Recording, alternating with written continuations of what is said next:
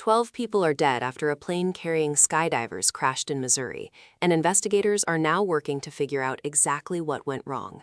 This is one of the deadliest aviation accidents in recent American history, and here is everything we know so far. The crash happened near the St. Genevieve Airport in St. Genevieve County, Missouri. According to reports, the aircraft went down shortly after takeoff, and all 12 people on board were killed.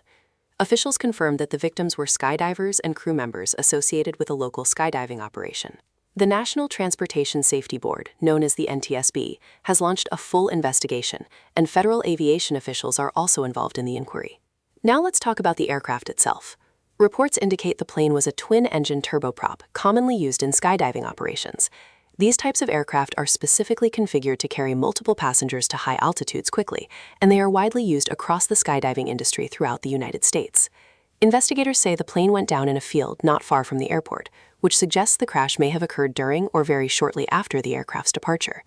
The exact cause has not been determined, and officials have been careful to say that the investigation is still in its very early stages. So, who were the people on board?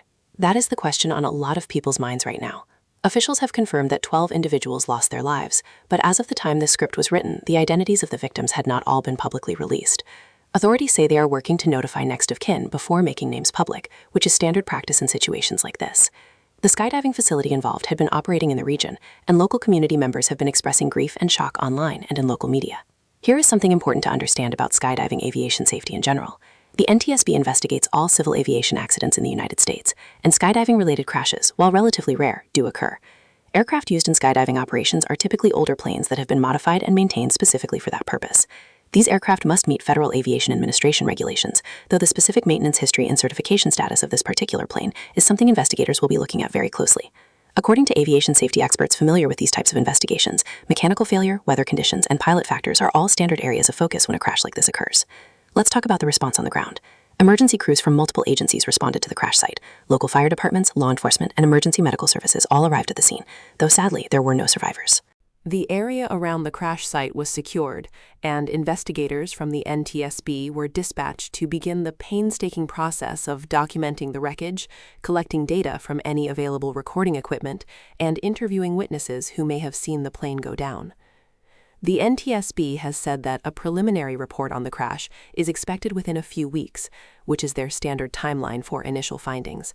However, a full probable cause determination can take anywhere from 1 to 2 years, given how thorough these investigations tend to be. That might sound like a long time, but aviation investigations are complex. Investigators examine everything from the physical wreckage and engine components to weather data, air traffic control communications, and the maintenance logs of the aircraft. Every detail matters when the goal is to understand not just what happened, but why it happened and how to prevent it from happening again. Now, here is the part that puts this tragedy in broader context. The United States has one of the most heavily regulated aviation systems in the world, and commercial airline travel is statistically among the safest forms of transportation. However, general aviation, which includes smaller planes used for skydiving, recreational flying, agriculture, and private travel, carries a statistically higher risk profile than commercial airline operations. The FAA and NTSB work continuously to improve safety standards across all aviation categories, but accidents in the general aviation sector do happen with more frequency than most people realize. Skydiving as a sport has its own safety organization, the United States Parachute Association, which sets standards and best practices for drop zones across the country. It is not yet confirmed what relationship, if any, this particular operation had with that organization, and investigators have not pointed to any skydiving-specific factors at this early stage. The working assumption at the moment is that the crash involved the aircraft itself, not an incident that occurred during the skydiving portion of the activity, since reports indicate the plane went down before anyone had exited the aircraft. For the local community in St. Genevieve County, this is an enormous tragedy.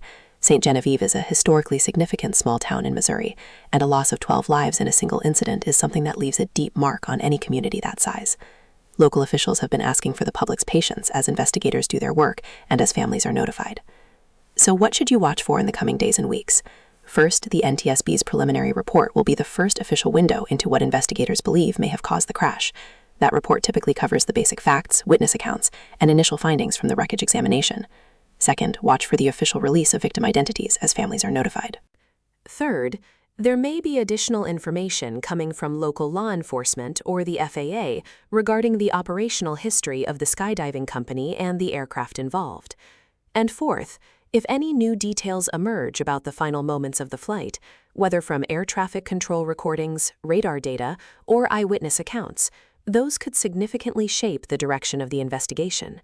This is a developing story, and the facts on the ground can change quickly in the hours and days following a major accident. Our commitment here is to bring you accurate, verified information as it becomes available, and to avoid speculation when the official record is still being established. If you want to stay on top of this story and every other major headline as it breaks, make sure you hit that subscribe button and turn on notifications. We cover the biggest stories every single day, and we break it all down in a way that is clear, fast, and to the point. Drop a comment below if you have questions, or if you heard something about this story that you want us to look into. We will see you in the next one.